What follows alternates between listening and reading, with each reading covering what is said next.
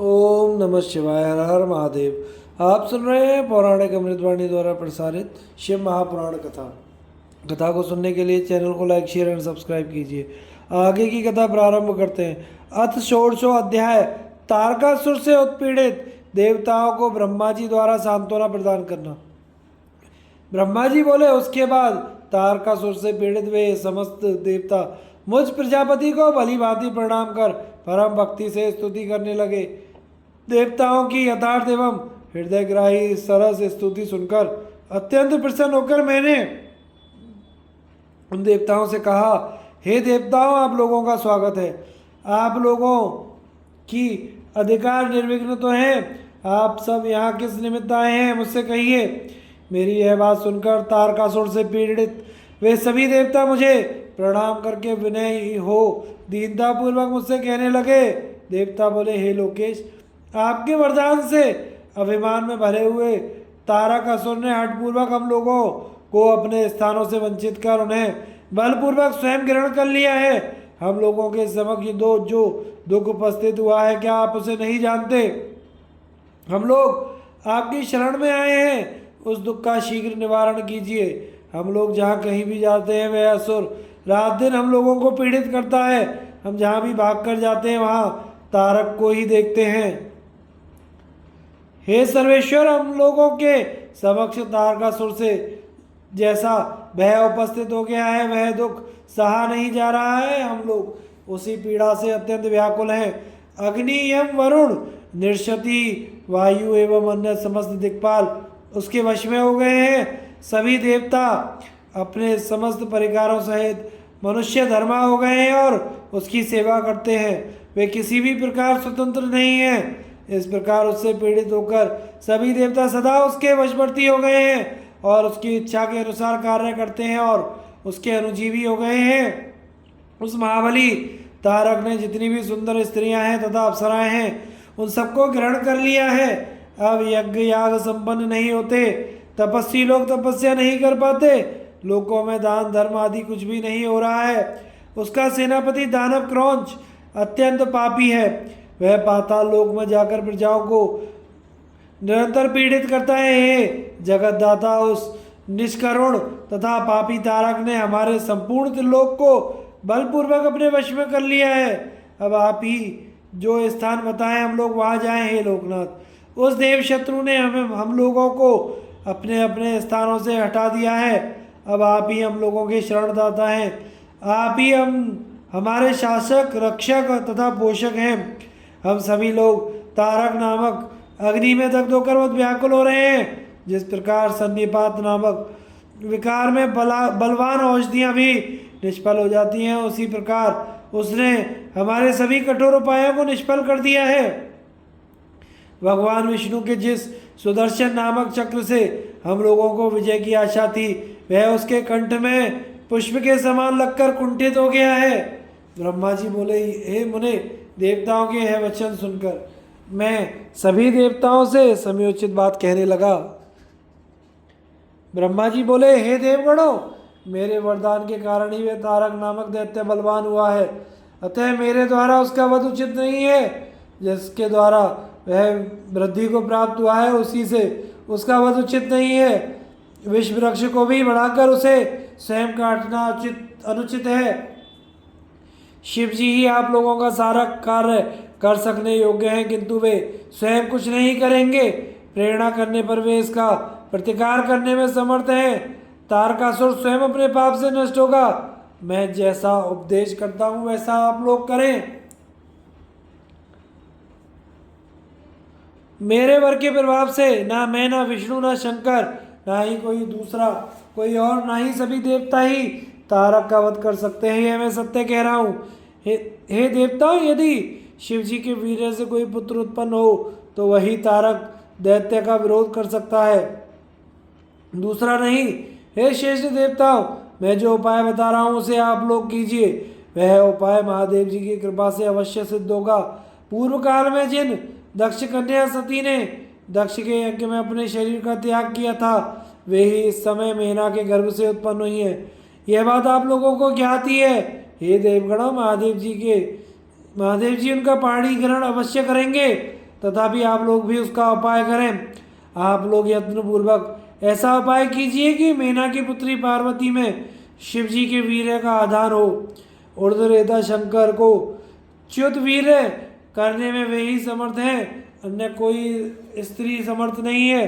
पूर्ण यौवन वाली वे गिरिराज पुत्री इस समय हिमालय पर तपस्या करते हुए शंकर की नित्य सेवा करती हैं। अपने पिता हिमवान के कहने से वे काली शिवा अपनी दो सखियों के साथ ध्यान परायण परमेश्वर शिव की हठपूर्वक सेवा कर रही हैं। सेवा में तत्पर उन त्रिलोक्य सुंदरी को सामने देखकर ध्यानमग्न महेश्वर मन से भी विचलित नहीं होते हैं। हे देवताओं, वे चंद्रशेखर जिस प्रकार काली को बारह रूप में स्वीकार करें, आप लोग शीघ्र ही वैसा प्रयत्न करें। मैं भी उस दैत्य के स्थान पर जाकर उस तारक को दुराग्रह से रोकूंगा। हे देवताओं, अब आप लोग अपने स्थान को जाइए।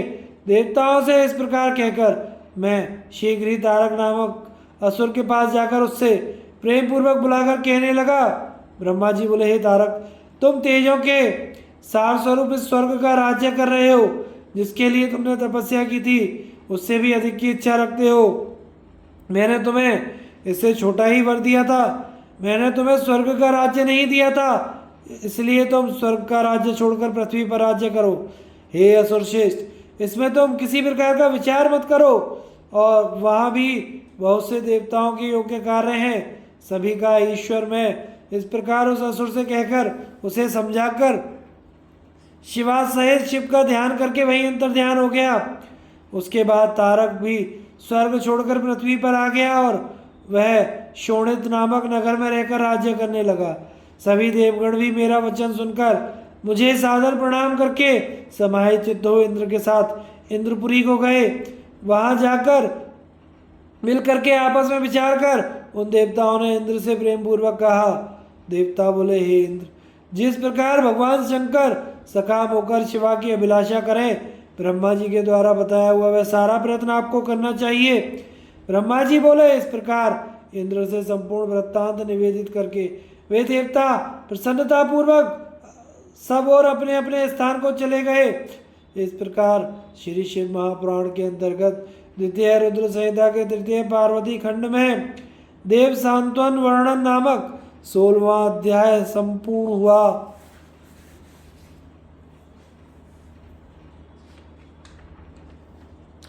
अथ सप्तदशो अध्याय।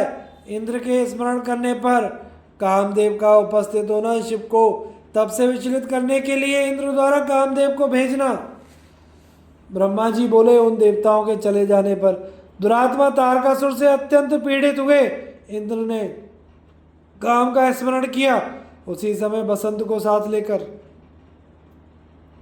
रतिपति त्रिलोक्य विजयी समर्थ कामदेव रति के साथ स्वाभिमान वहां उपस्थित हुआ। हे तात, प्रणाम करके उनके समक्ष खड़ा होकर हाथ जोड़कर वह महामनस्वी काम इंद्र से कहने लगा। काम बोला, हे देवेश, आपको कौन सा कार्य आ पड़ा है? आपने किस कारण से मेरा स्मरण किया है उसे शीघ्र ही कहिए, मैं उसे करने के लिए यहाँ उपस्थित हुआ हूँ। ब्रह्मा जी बोले, उस काम के इस वचन को सुनकर बहुत अच्छा, बहुत अच्छा, यह कहकर देवराज प्रेम पूर्वक यह वचन कहने लगे। इंद्र बोले, मेरा जिस प्रकार का कार्य उपस्थित हुआ है उसको करने में तुम ही समर्थ हो। हे मकर ध्वज, तुम धन्य हो जो उसे करने के लिए उद्यत हो। मेरे प्रस्तुत वाक्य को सुनो। मैं तुम्हारे सामने कह रहा हूँ, मेरा जो कार्य है वह तुम्हारा ही है, इसमें संदेह नहीं। मेरे बहुत से महान मित्र हैं, किंतु हे काम, तुम्हारे समान उत्तम मित्र कहीं भी नहीं है। हे तात, विजय प्राप्त करने के लिए मेरे पास दो ही उपाय हैं, एक वज्र, दूसरे तुम। जिसमें वज्र तो कदाचित निष्फल भी हो जाता है, किंतु तुम कभी निष्फल होने वाले नहीं हो। जिससे अपना हित हो उससे प्रिय और कौन हो सकता है, इसलिए तुम मेरे सर्वश्रेष्ठ मित्र हो। तुम अवश्य ही मेरा कार्य संपन्न कर सकते हो। समय अनुसार मेरे सामने असाध्य दुख उत्पन्न हो गया है, तुम्हारे अतिरिक्त कोई भी उस दुख को दूर करने में समर्थ नहीं है। दुर्भिक्ष पड़ने पर दानी की, युद्ध स्थल में शूरवीर की, आपत्ति काल में मित्र की और असमर्थ होने पर स्त्रियों की तथा कुल की, नम्रता में तथा संकट के उपस्थित होने पर सत्य की और उत्तम स्नेह की परीक्षा परोक्ष काल में होती है, यह अन्यथा नहीं है, यह सत्य कहा गया है। हे मित्र वर्य, दूसरे के द्वारा दूर न की जा सकने वाली मेरी इस विपत्ति के आ पड़ने पर आज तुम्हारी परीक्षा होगी। सुख की प्राप्ति कराने वाला यह कार्य केवल मेरा ही नहीं अपितु सभी देवता आदि का कार्य है, इसमें संदेह नहीं है। ब्रह्मा जी बोले, इस प्रकार इंद्र के वचन को सुनकर कामदेव मुस्कुराते हुए प्रेम युक्त वचन कहने लगा। काम बोला, हे देवराज, आप इस प्रकार की बातें क्यों कर रहे हैं? मैं आपको उत्तर नहीं दे सकता। बनावटी मित्र ही लोक में देखे जाते हैं, वास्तविक उपकारी के विषय में कुछ नहीं कहा जाता। जो मित्र संकट में बहुत बातें करता है वह क्या कार्य करेगा? फिर भी हे महाराज, हे प्रभु, मैं कुछ कह रहा हूँ उसे आप सुने। हे मित्र, जो आपका पद छीनने के लिए कठोर तपस्या कर रहा है, मैं आपके उस शत्रु को तब से सर्वथा च्युत कर दूंगा, चाहे वह देवता, ऋषि एवं दानव आदि कोई भी हो। उसके क्षण भर में सुंदर स्त्री के कटाक्ष से भ्रष्ट कर दूंगा। फिर भी मनुष्यों की तो मेरे सामने कोई गणना नहीं है। आपके वज्र और अन्य बहुत से शस्त्र दूर ही रहे। मेरे जैसे मित्र के रहते वे आपका क्या कार्य कर सकते हैं? मैं ब्रह्मा तथा विष्णु को भी विचलित कर सकता हूँ, अधिक क्या कहूँ, शंकर को भी भ्रष्ट कर सकता हूँ। औरों की तो गणना ही नहीं है। मेरे पास 5 ही कोमल बाण हैं, वे भी पुष्प में निर्मित हैं। 3 प्रकार वाला मेरा धनुष भी पुष्प में है, उसकी डोरी भ्रमरों से युक्त है। मेरा बल सुंदर स्त्री है तथा बसंत मेरा सचिव कहा गया है। हे देव, इस प्रकार मैं पंचबल 5 बलों वाला हूँ। चंद्रमा मेरा मित्र है, श्रृंगार मेरा सेनापति और हाव भाव मेरे सैनिक हैं। हे इंद्र, ये सभी मेरे उपकरण मृदु हैं और मैं भी उसी प्रकार का हूँ। जिससे जो कार्य पूर्ण हो, बुद्धिमान व्यक्ति को चाहिए उसको उसी कार्य में नियुक्त करें। अतः हे इंद्र, मेरे योग्य जो भी कार्य हो उसमें आप मुझे नियुक्त करें। ब्रह्मा जी बोले, हे नारद, इस प्रकार उसके वचन सुनकर इंद्र अत्यंत प्रसन्न हो उठे और वाणी का सत्कार करते हुए वे स्त्रियों को सुख देने वाले काम से कहने लगे। शक्र बोले, हे तात, हे कामदेव, मैंने जो कार्य अपने मन में सोचा है उसे करने में केवल तुम ही समर्थ हो। वह कार्य दूसरे से होने वाला नहीं है। हे काम, हे मित्रवर्य, हे मनोभाव, जिस कार्य के लिए आज तुम्हारी आवश्यकता हुई है उसे मैं यथार्थ रूप से कह रहा हूँ, उसे सुनो। इस समय तारक नामक महादैत्य ब्रह्मा से अद्भुत वरदान पाकर अजय हो गया है और सभी को पीड़ा पहुंचा रहा है। वह सारे संसार को पीड़ा दे रहा है, उसके कारण सभी धर्म भी नष्ट हो गए हैं, सभी देवता तथा ऋषिगण भी दुखी हैं। देवताओं ने अपने बल के अनुसार उससे युद्ध भी किया, किंतु उसके सामने उनके सभी शस्त्र व्यर्थ हो गए। वरुण का पाश टूट गया, विष्णु के द्वारा उसके कंठ पर प्रहार किया गया, किंतु उनका वह सुदर्शन चक्र भी कुंठित हो गया। ब्रह्मा जी ने दुरात्मा दैत्य की मृत्यु का निर्धारण महायोगीश्वर शिव के वीर से उत्पन्न हुए पुत्र के द्वारा किया है। अब तुम्हें प्रयत्न पूर्वक इस कार्य को अच्छी तरह करना चाहिए। हे मित्र, इस कार्य से देवताओं को महान सुख होगा। अतः तुम हृदय में मित्र धर्म का स्मरण करके मेरे लिए भी हितकर तथा सभी लोगों को सुख देने वाले इस कार्य को इसी समय संपन्न करो। हे वे परमेश्वर प्रभु कामना से परे हैं, वे शंभु इस समय हिमालय पर्वत पर परम तप कर रहे हैं। मैंने ऐसा सुना है कि उनके समीप ही पार्वती अपनी पिता की आज्ञा लेकर अपनी सखियों के साथ उन्हें प्रसन्न कर अपना पति बनाने के उद्देश्य से सेवा परायण रहती हैं। वे, हे काम, इस प्रकार का उपाय करना चाहिए जिससे कि चित्त को वश में रखने वाले शिव जी की अभिरुचि पार्वती में हो जाए। ऐसा करके तुम कृतकृत्य हो जाओगे और सारा दुख नष्ट हो जाएगा। तुम्हारी कीर्ति भी संसार में चिरस्थायी हो जाएगी, इसमें संदेह नहीं है। ब्रह्मा जी बोले, इंद्र के इस प्रकार कहने पर कामदेव का मुख कमल खिल उठा और उसने प्रेम पूर्वक इंद्र से कहा, मैं आपका यह कार्य निस्संदेह करूँगा। शिव की माया से मोहित कामदेव ने उनके वचन को ओम ऐसा कहकर शीघ्रता पूर्वक स्वीकार कर लिया। तत्पश्चात जहाँ साक्षात योगीश्वर शंकर कठोर तप कर रहे थे, वहाँ प्रसन्नचित्त हो अपनी पत्नी तथा वसंत को साथ लेकर कामदेव पहुँच गया। इस प्रकार श्री शिव महापुराण के अंतर्गत द्वितीय रुद्र संहिता के तृतीय पार्वती खंड में इंद्र कामदेव संवाद वर्णन नामक 17वां अध्याय पूर्ण हुआ। अथाष्टादशो अध्याय कामदेव द्वारा समय में वसंत ऋतु का प्रभाव प्रकट करना, कुछ क्षण के लिए शिव का मोहित होना, पुनः वैराग्य के भाव धारण करना। ब्रह्मा जी बोले, शिव जी की माया से मोहित होकर वह महाअभिमानी तथा मोह उत्पन्न करने वाला काम शिव जी के समीप जाकर वसंत ऋतु के गुण धर्म फैलाता हुआ वहां स्थित हो गया। हे मुनीश्वर, बसंत का जो प्रभाव है वह महेश के तप स्थान और औषधि शिखर पर सभी ओर फैल गया। हे मुनीश्वर, वहां उसके प्रभाव से पादपों के वन विशेष रूप से पुष्पित हो उठे। अशोक की वाटिकाओं में सहकारों के कामोद्दीपक तथा सुगंधित पुष्प विराजने लगे। भौरों से घिरे हुए कुमुद के पुष्प विशेष रूप से कामावेश को बढ़ाने वाले हो गए। उस समय कोयलों के कलरव काम को अत्यधिक उद्दीप्त करने वाला, सुरम्य, मनोहर और अति प्रिय हो गया। हे मुने, भौरों के अनेक प्रकार के शब्द होने लगे जो सबके मन को हर लेने वाले तथा काम वासना को उत्तेजित करने वाले थे। चंद्रमा की मनोहर ज्योत्सना चारों ओर फैल गई।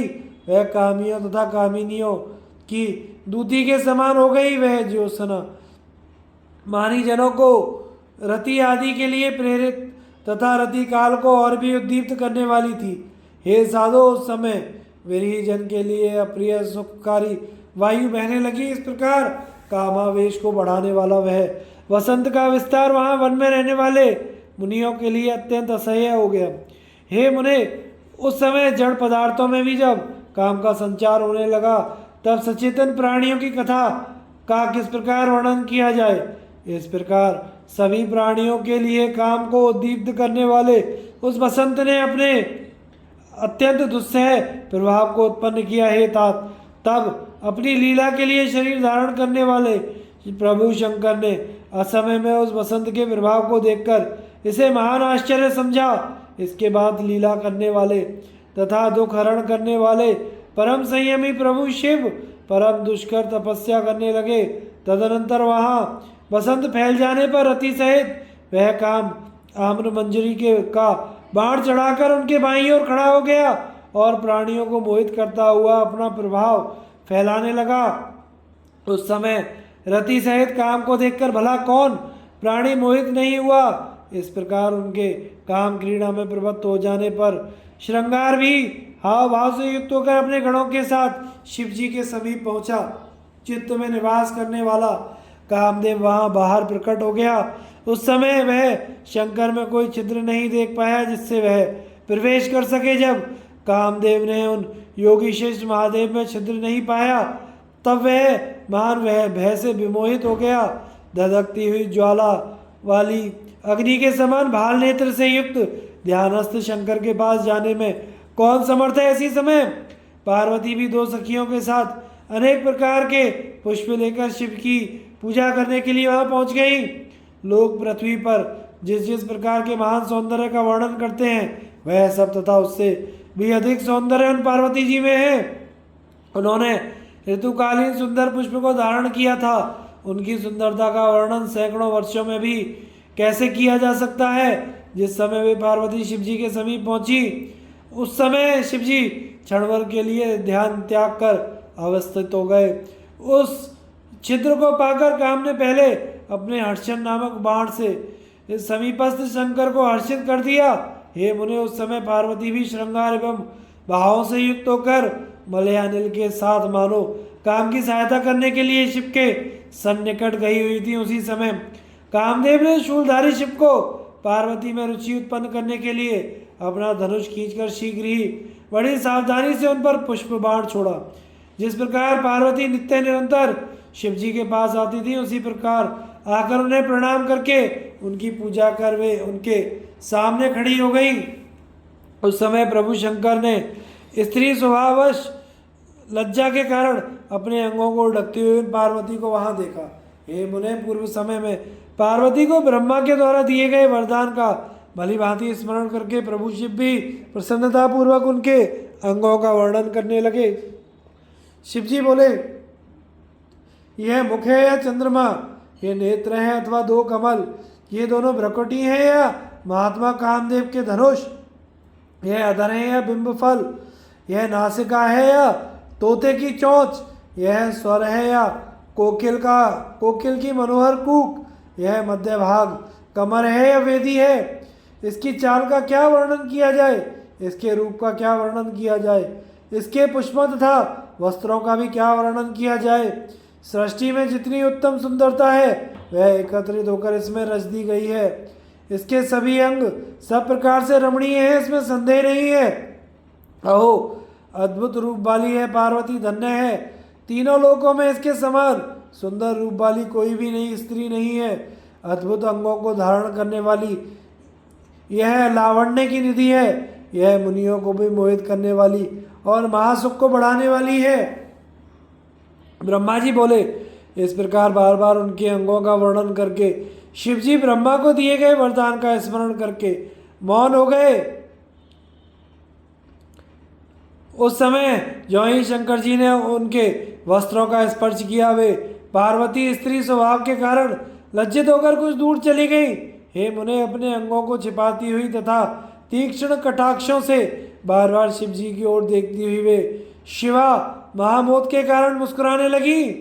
उनकी इस चेष्टा को देखकर शंकर जी भी मोह में पड़ गए। तब महान लीला करने वाले महेश्वर ने यह वचन कहा, जब इसके दर्शन मात्र से इतना अधिक आनंद प्राप्त हो रहा है, तब यदि मैं इसका सामीप्य प्राप्त करूं तो कितना सुख प्राप्त होगा। इस प्रकार क्षण भर विचार कर गिरिजा की प्रशंसा करके वे महायोगी बोधयुक्त हुए और विरक्त हो बोले, यह कैसा विचित्र चरित्र हो गया। क्या मैं मोह को प्राप्त हो गया, प्रभु तथा ईश्वर होकर भी काम के कारण मैं विकार युक्त हो गया। मैं ईश्वर हूँ, यदि दूसरे के अंग स्पर्श की मेरी इच्छा है तो अन्य अक्षम तथा क्षुद्र पुरुष क्या क्या अनर्थ नहीं करेगा। इस प्रकार वैराग्य भाव को प्राप्त कर उन सर्वात्मा ने पर्यंक एवं आसन का परित्याग कर दिया, क्योंकि क्या परमेश्वर पतित हो सकता है। इस प्रकार श्री शिव महापुराण के अंतर्गत द्वितीय रुद्र संहिता के तृतीय पार्वती खंड में काम कृत विकार वर्णन नामक 18वां अध्याय पूर्ण हुआ। तो आगे की कथा का प्रसारण हम अगले भाग में करेंगे। कथा को सुनते रहिए, चैनल को लाइक शेयर एंड सब्सक्राइब कीजिए। हर हर महादेव।